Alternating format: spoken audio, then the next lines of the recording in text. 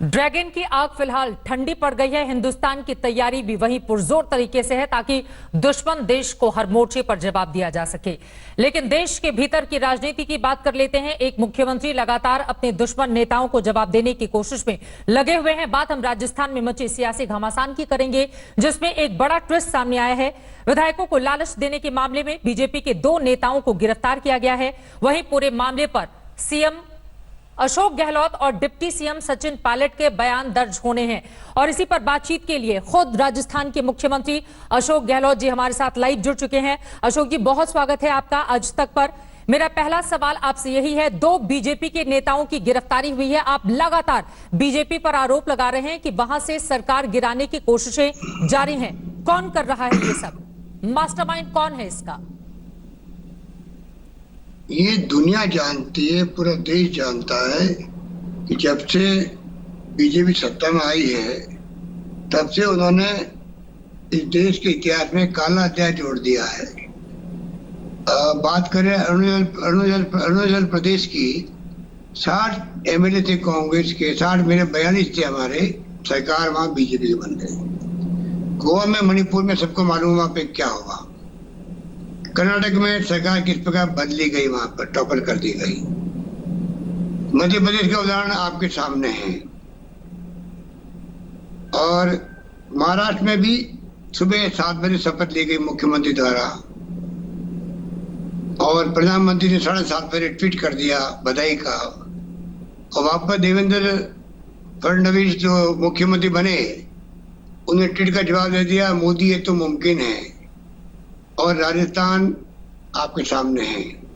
तो इनका इतिहास गवाह बन गया है कि ये लोग, डेमोक्रेसी में इनका यकीन नहीं है।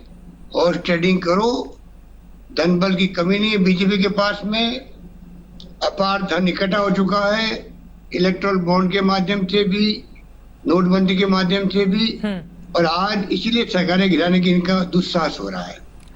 राजस्थान में हम सरकार गिरने देंगे नहीं, इनके मंसूबे पे पानी फेर देंगे, ये मैं आपको कह सकता हूँ। राजस्थान बीजेपी के अध्यक्ष कह रहे हैं कि अशोक गहलोत एक बहुत चतुर राजनेता हैं।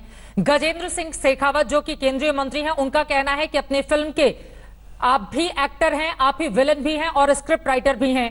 आप अपने अध्यक्ष को हटाना चाहते हैं, बीजेपी के कंधे पर रखकर आप बंदूक चला रहे हैं।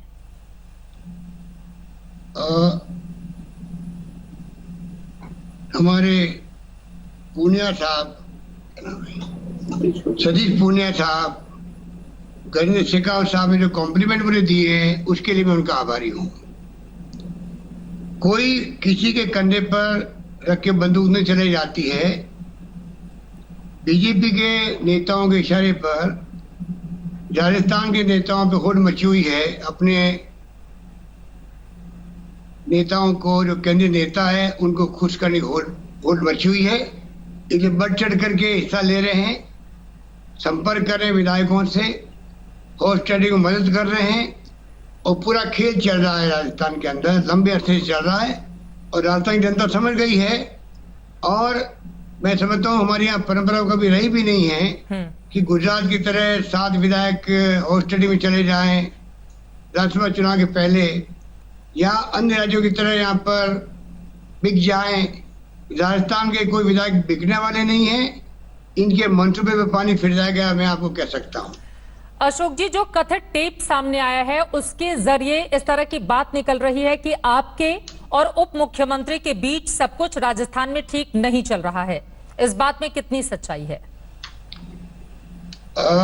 मैं क्योंकि चीफ मिनिस्टर हूँ, वो मेरे डिप्टी चीफ मिनिस्टर हैं, नौजवान है, मेरा बहुत स्नेह उनके प्रति है। और राजनीति में मतभेद होना कोई बहुत बड़ी बात नहीं है। किस पार्टी मतभेद नहीं होते हैं, मतभेद चलते रहते हैं। पर हम सब पार्टी के वफादार बने रहे। जिस पार्टी का हाथ का चुनाव चिन्ह इंदिरा गांधी का दिया हुआ है, महान नेता का, कांग्रेस की नीतियां, सिद्धांत और कार्यक्रम महात्मा गांधी के जमाने के, पंडित नेहरू के जमाने के हैं, सरदार पटेल के दिए हुए हैं, मौलाना अबू कलाम आजाद के दिए हुए हैं। उस पार्टी की विरासत को हम लोग संजोए हुए हैं। हम उस पार्टी के नाम से आज यहाँ तक पहुंचे, हमारी पहचान बनी देश के अंदर, प्रदेश के अंदर। उसके साथ में गद्दारी हम कभी कर नहीं सकते। इस रूप में हम चाहते हैं सब मिलकर काम करें और जो वादे करके आए पिछले चुनाव में, हम राहुल गांधी के नेतृत्व में, सोनिया गांधी के नेतृत्व में चुनाव जीत के आए, सरकार बनी है। हम सरकार सुशासन दे जनता को, वादे किए उनको पूरा निभाए, ये हमारा संकल्प है। आपने बड़ी ही साफगोई से मान लिया है कि कम से कम आपके और उप मुख्यमंत्री के बीच में मतभेद हैं, लेकिन पार्टी आपकी पुरानी है और तमाम बड़े नेताओं का नाम लेकर आप कह रहे हैं कि मतभेद को दूर कर लिया जाएगा। लेकिन इसके साथ ही आपका आज का एक और बयान बहुत महत्वपूर्ण रहा, वो ये कि एक बार जब मैं मुख्यमंत्री बन गया हूं तो बाकी लोगों को शांत हो जाना चाहिए। किसकी ओर इशारा है? मेरा कोई कमेंट ऐसा कभी आया नहीं, मैं नहीं समझ पाया किस रूप में आप कह रहे हैं। मैं तो एक बात मानता हूं कि सरकार जो हाईकमांड फैसला कर दे उसके बाद में हम सबको मिलकर काम करना चाहिए, ये मेरा मानना। आज का नहीं है, ये तो पुरानी परंपरा रही कांग्रेस की कि कांग्रेस का नेतृत्व फैसला करता है और कांग्रेस के तमाम कार्यकर्ता नेता लोग मिलकर के उस फैसले को स्वीकार करते हैं। उसी रूप में हम सब मिलकर काम कर रहे हैं। साहब, बीजेपी पर आरोप लगा रहे हैं और मध्य प्रदेश का आपने एग्जाम्पल भी दिया, लेकिन मध्य प्रदेश में तो सरकार गिराने के पीछे का बड़ा नाम ज्योतिरादित्य सिंधिया थे। उनके सीएम से कुछ मतभेद थे, जिसके बाद उन्होंने खुद को बीजेपी में शामिल करा लिया अपने बाकी तमाम नेताओं के साथ। राजस्थान में अगर इस तरह की परिस्थिति बनती है, जिस तरह के संकेत मिल रहे हैं, तो उससे निपटने की आपकी क्या तैयारी है? क्योंकि अगर कांग्रेस में सब कुछ ठीक ठाक रहेगा तो बीजेपी कितनी भी कोशिश कर ले, वो कैसे तोड़ पाएगी आपके नेताओं को? बिल्कुल ठीक कहा आपने।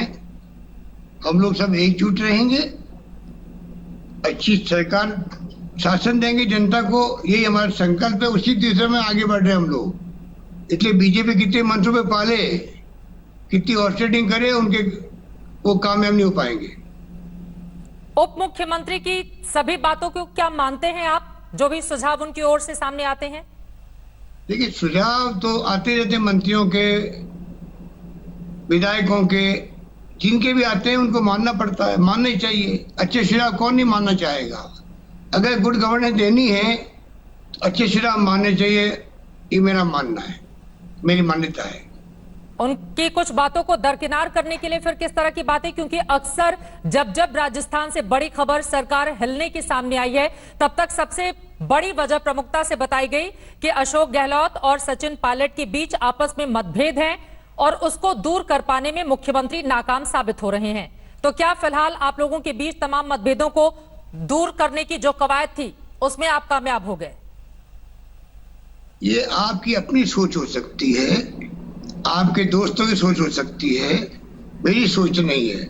मैं तो सबको साथ लेके चल के कामयाब होना चाहता हूँ कि राजस्थान में गुड गवर्नेंस दें, जनता की सेवा करें। इस तरह की भी बात सामने आई कि कोई और है जो मुख्यमंत्री बनना चाहता है, आपने नाम नहीं लिया, कौन है वो?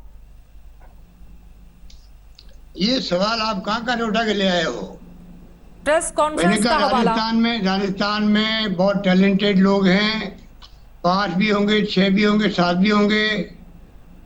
वो टैलेंट रखता है अपना मुख्यमंत्री बनने में। कोई बन सकता है, हर आदमी चाहता मैं मुख्यमंत्री बनूं, हर आदमी की ख्वाहिश होती मैं एमएलए बनूं, एमपी बनूं, मुख्यमंत्री बनूं, मंत्री बनूं। उसमें बुरा क्या है? ये मैंने कहा है।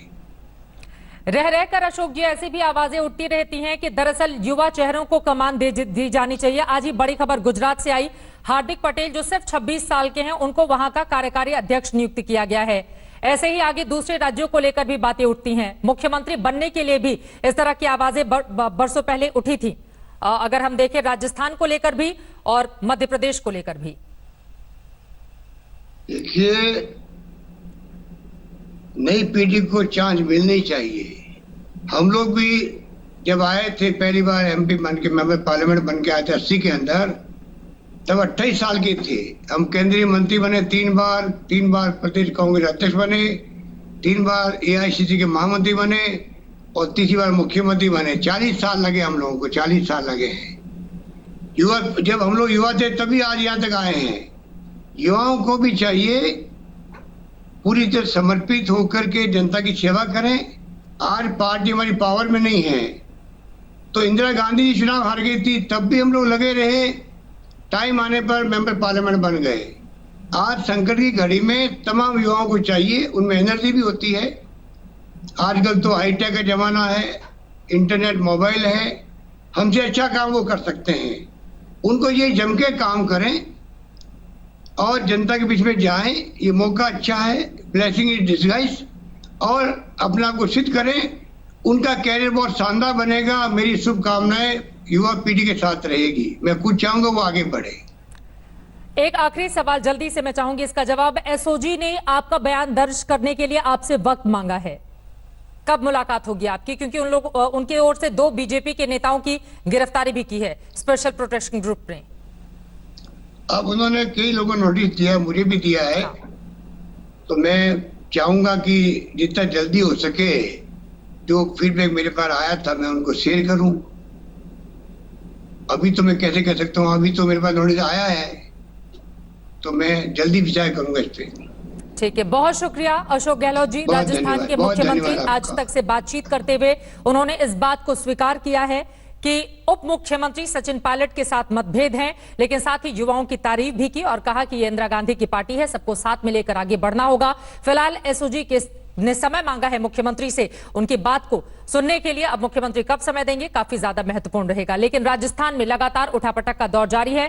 बीजेपी के अपने तर्क, कांग्रेस पार्टी के अपने तर्क। इसी के साथ खबरदार में एक छोटे से ब्रेक के लिए हम रुकेंगे, फौरन लौटते हैं। आप देखते रहिए आज तक। नमस्कार, मैं हूं अंजना ओम कश्यप। हमें उम्मीद है ये वीडियो आपको पसंद आया होगा। लेटेस्ट खबरों के लिए यूं ही देखते रहिए आज तक, और इस वीडियो के पसंद आने पर लाइक, शेयर एंड सब्सक्राइब करना ना भूलें।